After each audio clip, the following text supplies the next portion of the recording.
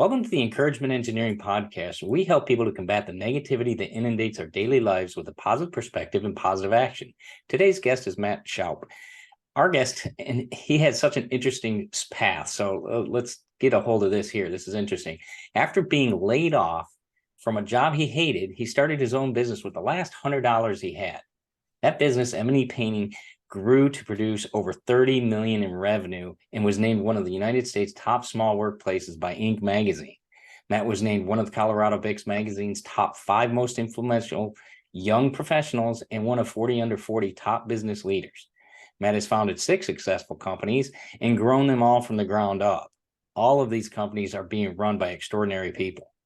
Along the way, Matt received his Brazilian Jiu-Jitsu black belt, traveled the world, raised an amazing family, and probably still is, and learned to perfect cooking Spanish paella, and has enjoyed pouring into the lives of innumerable entrepreneurs and small business leaders, all while always enjoying countless cups of Spanish coffee at Café Sevilla. So please welcome to the show, Matt Shoup. Matt, thank you so much for being here today. I really appreciate it. Bob, thank you for having me. Really pumped to be here with you. Well, good. I appreciate it. It's an interesting story because I have another friend of mine that's he's got a painting business. He's growing it really well, and he's also into martial arts as well. He's I think a 4th degree black belt. So an interesting paradigm there. Well, tell us about you though. Let the audience get to know you a little better. Yeah, I grew up in New Jersey, so I lived there till I was 10 years old, and my childhood was I was very creative, talkative, energetic. I got labeled a troublemaker, right? So like I could never sit down and shut up, and I was always moving a lot faster. Like I just remember my brain always moving differently than how they wanted it to move in school, and just I was creative. I had all kinds of ideas and stories, and I got kicked out of class a lot though for that. So I just didn't fit into school in that capacity. And I got bullied a lot growing up. So I mean, that was actually a big part of my upbringing, and that really eventually led me to martial arts. But I just remember not really having a strong sense of certainty and purpose and identity as a kid, kind of scared of the world. So we moved from Jersey out to Colorado when I'm 10. And this summer, between turning 9 and 10, as I'm getting ready to come into school in Colorado, like it was a really pivotal moment, is I asked my parents to give me some money to buy a boom box. Yeah. The big CD player, double cassette, 12 D batteries. And they're like, no, find a way to make your own money. We're not going to go buy you a $200 boombox at Radio Shack. If you go make $200, and I'm like, oh, okay. Well, this was like the first time that my creativity and my impatientness and can't sit stillness really came together. And I'm like, well, hold on. I mow your grass for $4 a week. So, if I go do that, whatever, 50 times, I can make $200. So they let me take the lawnmower. I went and knocked on doors. 10 years old, I get this big old massive lawnmower pushing it down the street, and landed some lawn mowing accounts. And I ended up making, it was in the thousands. It was a couple $1,000s when I'm 10 back in 1990. So like that's $1 million to me. Yeah. I've got it in a little fishing tackle box with a lock, like a little stash of cash, like a drug dealer. And that's what a lot of the kids I ran around with like ended up turning into. So a lot of the kids I knew growing up in Jersey, they got into that stuff. Yeah. So it was a blessing in disguise that we moved out to Colorado, but that ignited my passion for business and marketing. And hey, got a goal. I'm here. Want to go here. Here's the steps to do it. Go do it. And that's it. And then that turned eventually into all the businesses that we have today. And that whole knocking on doors, I've got to make something happen, got to go get it mentality at 10 really came into play when I got fired from that bank in 2005, because that was the exact same thing I did to launch the painting company. Wow. And that brings up a good point too, because that mindset, I remember, going when I was in grade school, they have candy sales at Halloween. So you'd be literally knocking on everybody's door and you making sure you get there before the other kids in the school, because you all live in the same area. It's like, okay, I'll get this block and this block. You take those ones and try to see who can make the most. But that does, like you said, it gives you that effort, that drive of, okay, what do I got to do next? What do I got to do next? You keep going from house to house. They're going to say, no, there's not going to be people home. They may say, well, come back later. All those things, it helps you overcome those rejections and that reality of situations. That's great. You learn that at early in life. It's interesting because I was looking at your website and there's an interesting quote that I really like that I think helps explain a little bit about what you're doing. It says, I tell stories about my story to make your story better. Tell Yeah, us a little bit more about yeah, that, because that's, yeah, you got to yeah. almost read it twice. Yeah. Yeah, it's a little bit of a tongue twister, but Yeah. I'm a huge believer in like everybody listening to this, you, me, whoever, we all have a story, and there's value in that.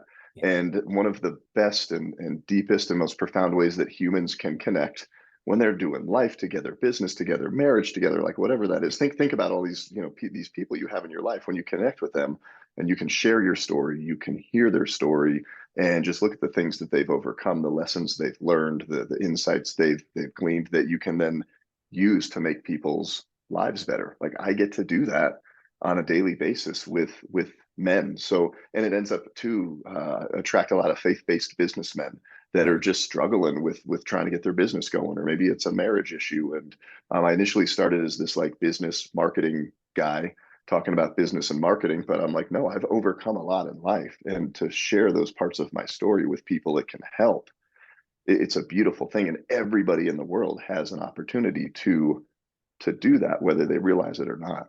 Mm-hmm. Well, and that's a great point. You say that too, because I always tell people, it doesn't matter your title. We're all people first. Mhm. The key is we're all going to have stuff. We all, like you said, Yeah. in your thing, you all have a story. You've overcome something, Hmm. whether it's learning to tie your shoes or overcoming the death of a loved one. We all Hmm. have something that we've been able to overcome. And how can we help others that might be in Yeah. that situation now at a different time in their life Hmm. overcome that, because you have the experience?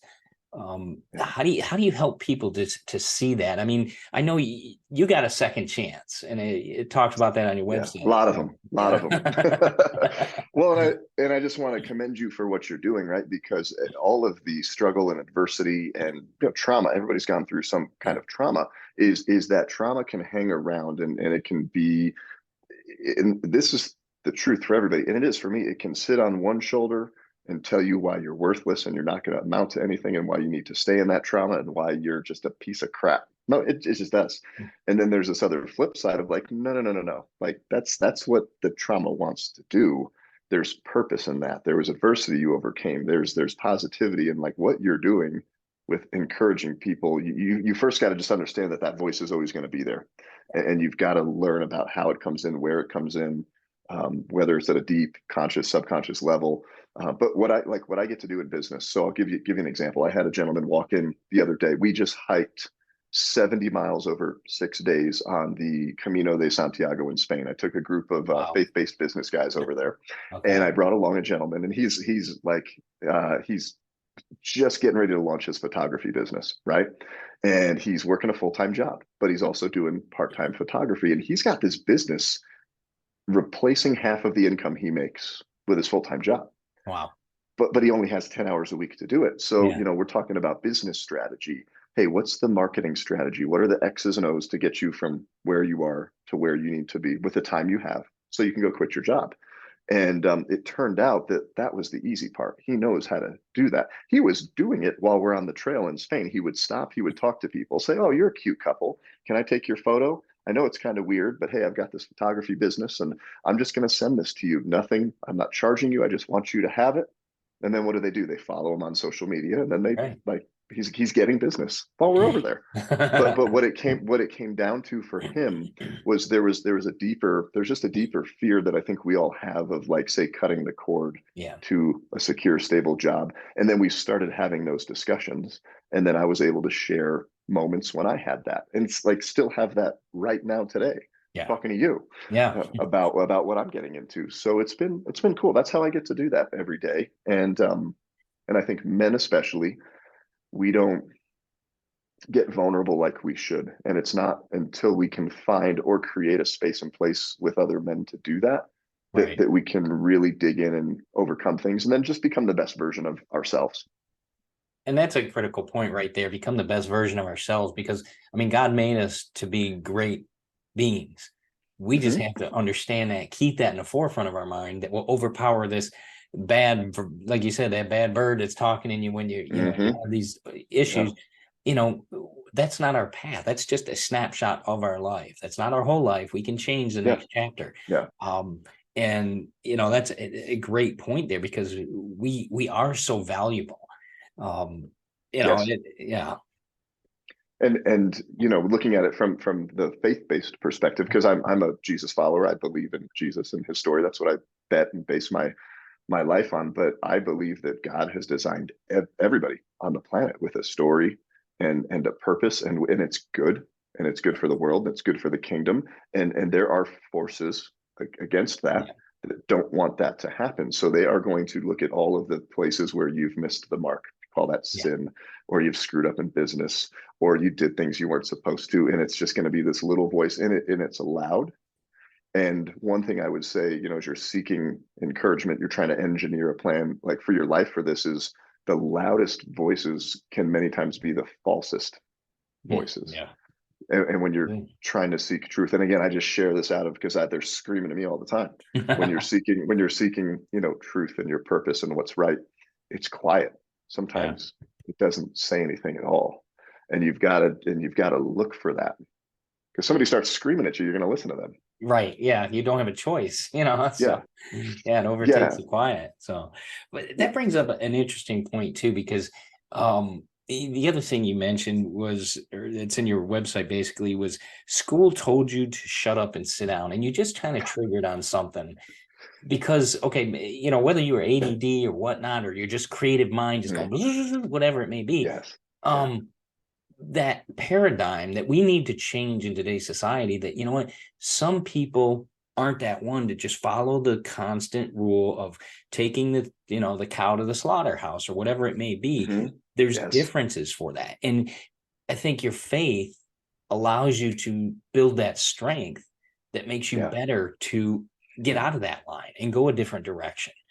How did that work Yeah. for you?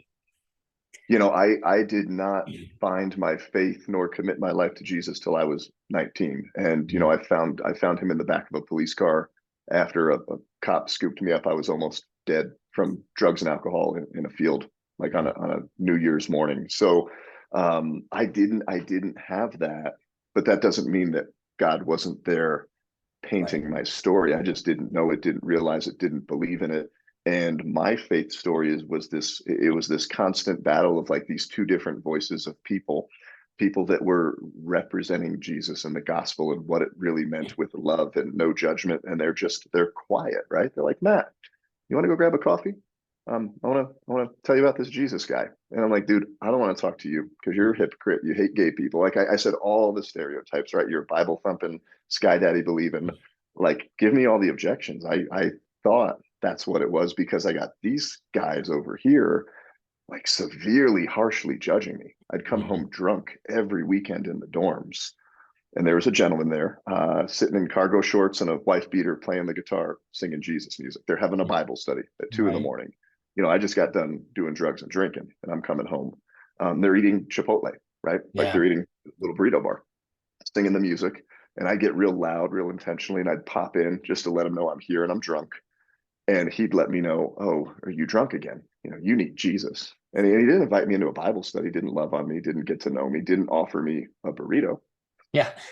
Like I was high. I could have eaten Yeah. like Right. Could have handled some grub. Yeah. so so to sum up the point is like my journey up until when Jesus showed up in just a really cool way without this police officer even saying the name of Jesus. I was battling these loud, judgmental, Mhm. condemning, you're not good enough. This is what you need, and you suck voices. And then they're Right. representing, and then they're saying like that's what Christianity is.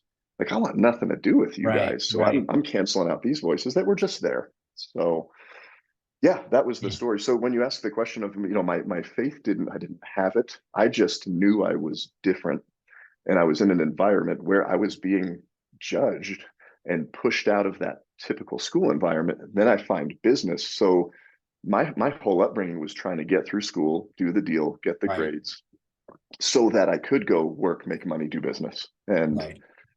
yeah. And sometimes that's a great path for a lot of people. I mean, you get Mhm. so many people in our society that didn't go the college path or whatnot, and that's fine.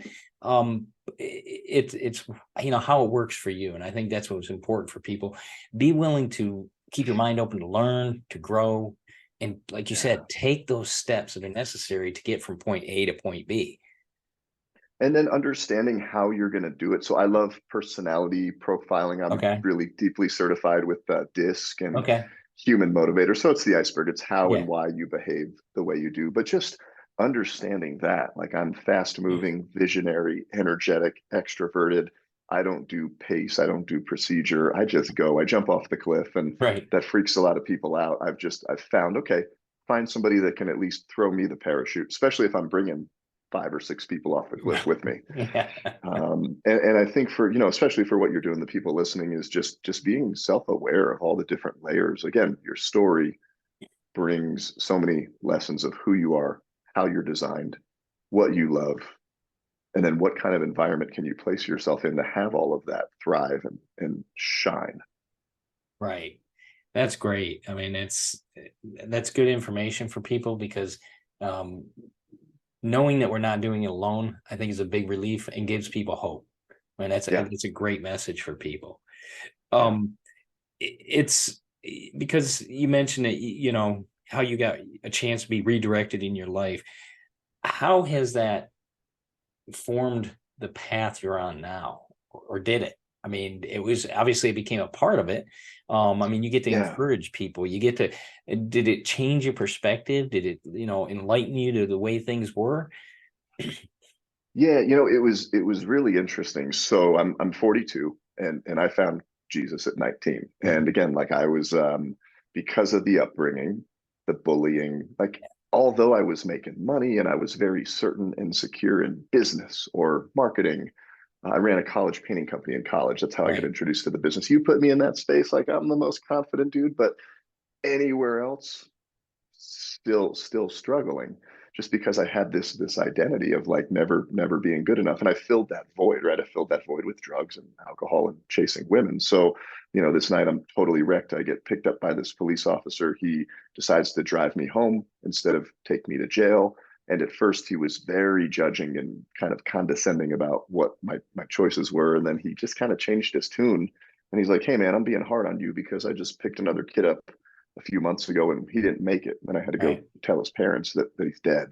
And I just want you to know that you're loved." He didn't quote John 3:16. He didn't quote a Bible verse. He, sends me home. And I realized that this guy could have judged me and condemned me. And, Yeah. he didn't. He gave me some grace and forgiveness. And so I turned my life around at that point.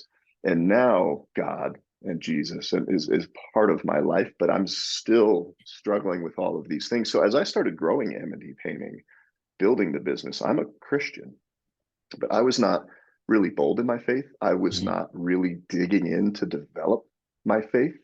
I was still relying on my efforts Right. and my skill sets. I mean, like all the awards, it's great. Like they're great Yeah. for your resume, but I won this. I was the top this or the top that. And I wasn't really nice to work for, Bob. Like I was a jerk. I wasn't a great leader. And just through that journey of just realizing it at the core business basis of like people aren't staying to work for the company. I've got mentors telling me these things. They're like, you need to really, really dig in to start caring about people more. Right.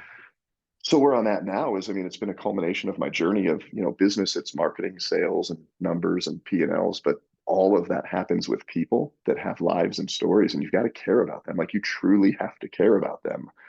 And if you don't, it's going to create issues in the business. So I am absolutely a people over profit guy. If you focus on the profit, the people run, but when you pour into people, the profit will come. It's a longer game thing. Sometimes it doesn't happen right away, but you have a chance to impact somebody and their family's story for forever Yeah. within business. And it seems like you've been able to live that too. So um it's interesting that you talk about, how you've been able to shift that.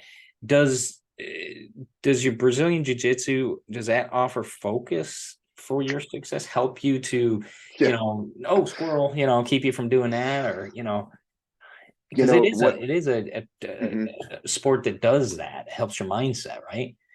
It does so many things. So big picture, it Bob, like physically saved my life. I would say what I carried a lot just as my journey as a man. I was very angry with a lot Mhm. to prove because of what I went through.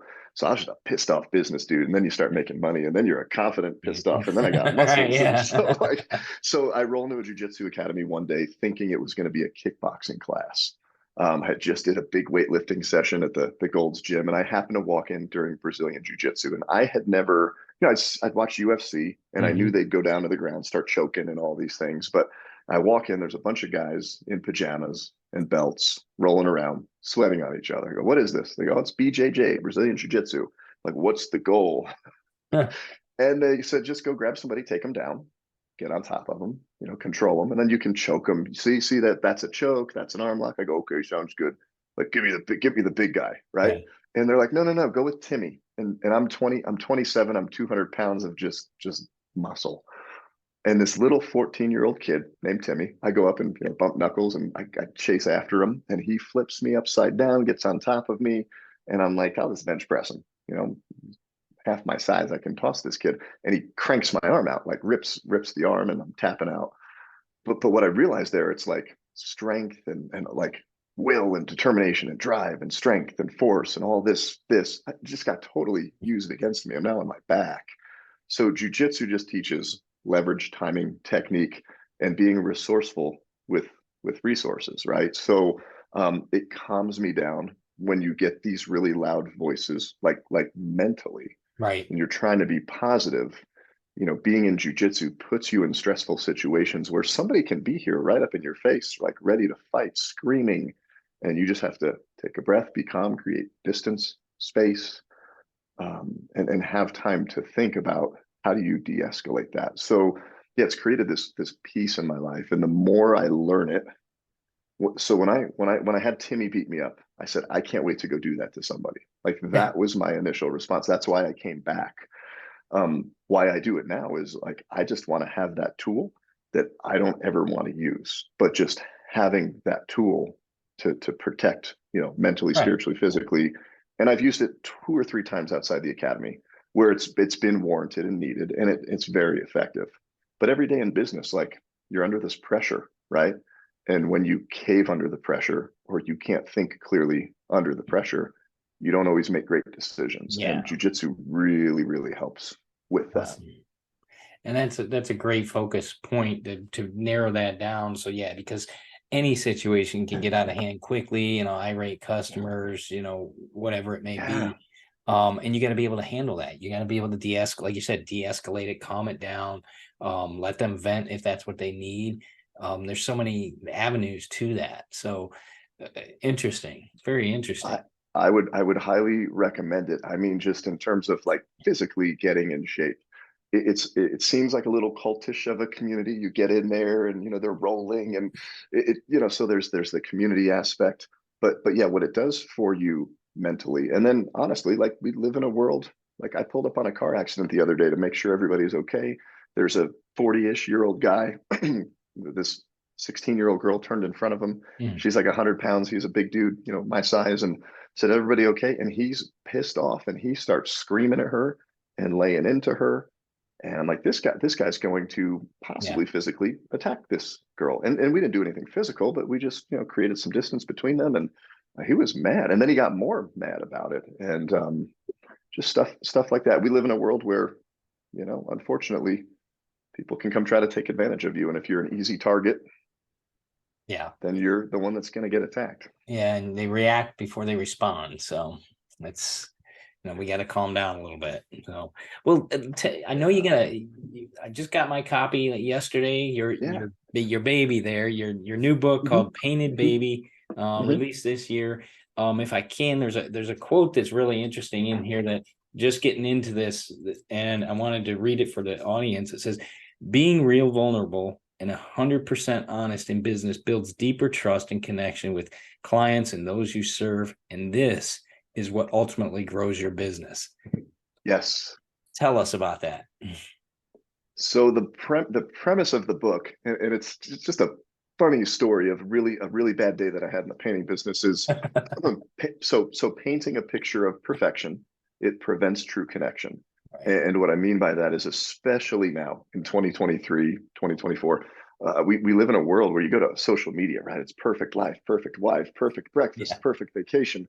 And in business, we feel like we have to present, in a sales presentation, right? Yeah. Our 5-star A+ shiny marketing brochure, best, top.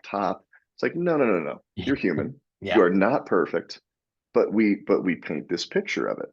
Yeah. And we set this expectation that we can't meet. And at some point or time in business, you're going to let somebody down. And I was very much growing my business by selling this way. I mean, I was Right. a hardcore closer, numbers, ratios, pre-close, just give me anything, I'd sell it.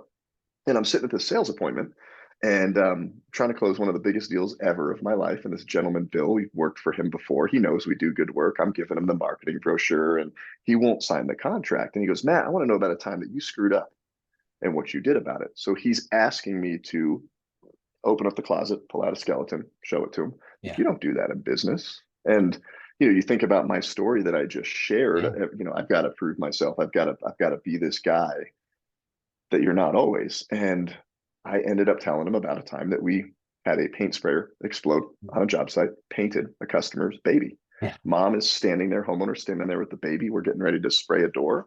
And yeah, the paint sprayer explodes, like 1 in a million kind of an Yeah. accident. And he leans in. He's totally hooked. He's Yeah. engaged. He's like, you did what? And then I just took him through what happened. He said, Yeah. what did you do about it? I said, we made it right. Well, Yeah. how'd you make it right? Well, here's what we did. Okay, so here's the worst thing that can happen. Here's your potential 1-star F. Yeah. And here's how you bridged that gap to make it a great experience. And he goes, hey, I want to do business with you. Shakes my hand. And at first I thought Painted Baby was all about share business disaster, close more business. But what it ultimately is, and when you shared that quote, is it took me 7 years to write the book. If I Yeah. would have written that book in 2015, it would have been, I think, just a cheesy sales book. What it is now is that true relationships in business are formed between humans. Business is just humans serving humans. When one human can be vulnerable and brave and say, you know what, can I just share something that's going to put you out there at risk? And then the other person goes, oh my gosh, you're human too? Yes, I relate. And I did that too. And then you build this deeper level of connection and trust. You set better expectations. And that's what leads to more sales. It's not share a crazy story, get more business. And we miss opportunities every day in business because we're both holding it back and we're Right. scared to go first. But then I guarantee when you grab the book, you follow the process, go throw it out there next time you're at a business appointment. There you Or go. maybe you're dating, right? You're in the dating pool Yeah. and you're like, hey, can I tell you about a time when like this didn't go? And people respond to that. Yeah. Yeah, they realize So you're real, and that's, oh my, you have yes. mistakes too, and you fall down Hmm. and skin your knees just like everybody else. Yeah. Yeah, it's comforting to people to know that somebody else is in that same boat. And Yeah. I'm really looking forward to reading this. I've enjoyed what I've read so far, so it's Thank you. been Thank you. interesting. So, well, man, let's tell people about, where they can get a hold of you, how they can follow you on Yeah. social media, et cetera, on your website, so they can make sure they Yeah. get a copy of this book and follow you, what you're doing. Gosh, I'd love that. Yeah. So everything can be found at mattshoup.com. You can access the books, the video coaching programs I have. We're actually launching a men's mastermind group here in Northern Colorado, as well as we'll be in other places as well. And we do some really cool leadership adventures to Spain. We've got a father-son hike of a lifetime coming up next year in June of 24. We're going to take 6 or 7 fathers and their sons to hike for 6 days, 70 miles, and just really focus on some really intentional fathering time with our kids Huh. and some really cool guided leadership experiences with them. Cool. That's great. And that's, Yeah. outdoors, you can't beat that. There's great things that you It's can just, enjoy. yeah, Where would that be? most beautiful. Would that be in Spain or in Colorado, or where? So it's the Camino de Santiago in Spain. So the Okay. whole trail is a 500-mile pilgrimage. We hiked the Oh, last 6 days, and it's okay. really is some of the most beautiful scenery. So just scenery, food, fellowship. The food's amazing up there. You kind of eat like kings every day for Yeah. breakfast, lunch, and dinner because you're Wow. walking 10, Yeah. 15 miles a day. So Wow. That's great. Yeah. That is Yeah. great. Well, we'll make sure we put all that in the show notes. And Matt, I Thanks. really appreciate what you're doing for our society, what you've done for business and entrepreneurs, and sharing the word with people of the hope and energy and optimism that's out there in this world. You're a light that will, will shine well in our society. Thank you. Thank you so much for being here today. Thank you for being a guest on the Encouragement Engineering podcast. I really appreciate your time. Thank you, Bob. All right. Thanks. You have a great one.